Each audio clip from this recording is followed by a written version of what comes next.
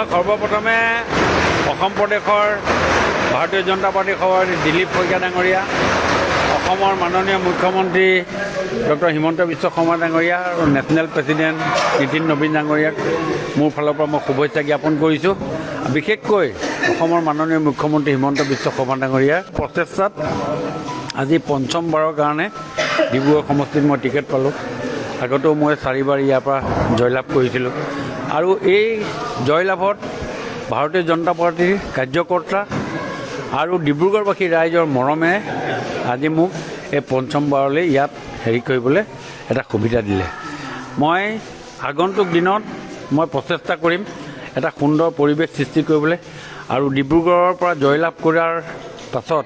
মই ডিব্ৰুগড়ত কেনেকৈ ডিব্ৰুগড়খন ভাল কৰিব পাৰোঁ মাননীয় মুখ্যমন্ত্ৰী মহোদয়ৰ লগত আলোচনা কৰিম।